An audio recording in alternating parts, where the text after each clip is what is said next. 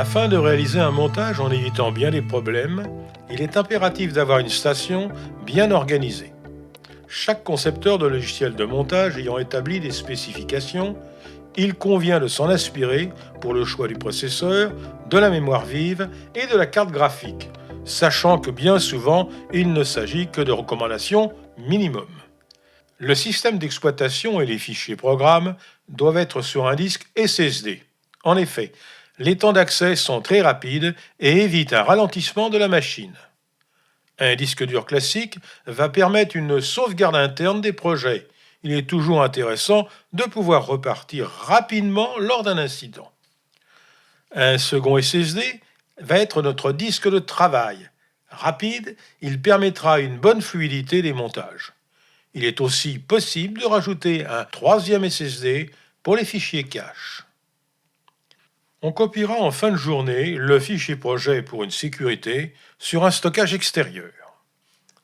Une fois le projet terminé et le film sorti, il est important de consolider le projet afin de conserver sous une forme condensée que les éléments utiles de celui-ci. Nous allons voir maintenant ce qu'il y a sur nos différents disques. Sur le disque dur de sauvegarde interne, nous allons créer un premier dossier du nom de notre projet, dans notre exemple, projet nouveau folder. Et à l'intérieur de ce dossier, les différents dossiers pour y ranger en ordre nos éléments nécessaires à notre film. Vous pouvez en créer autant que nécessaire à votre projet.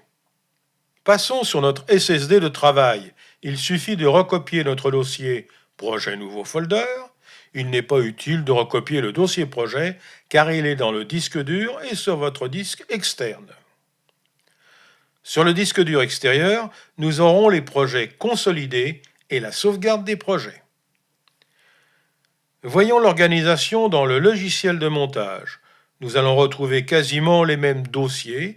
La numérotation change un peu, mais il ne s'agit là que d'un exemple que vous pouvez adapter à votre convenance. Qui dit organisation doit continuer sur les pistes de la timeline. Ici, 12 pistes, chacune étant doublée pour mieux travailler les sons. Mais on peut en rajouter. Par exemple, la piste 1 peut être celle du son témoin enregistré avec l'image.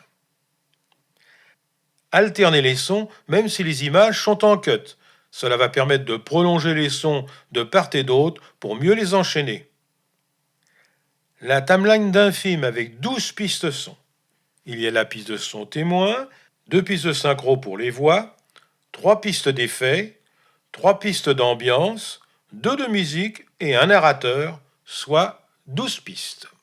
Lors d'un montage complexe, il est recommandé de mettre des points de référence, surtout si vous travaillez à plusieurs avec des logiciels différents. Il suffit de mettre pour chaque piste image une croix en tête de montage.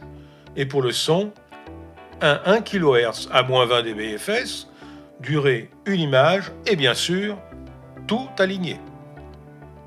Pour la fin, on fait de même. Ce système est bien pratique quand on fait une coupe au milieu du montage pour conserver de part et d'autre la synchro et raccorder correctement les effets et la musique. Voilà quelques trucs simples qui facilitent la vie des monteurs.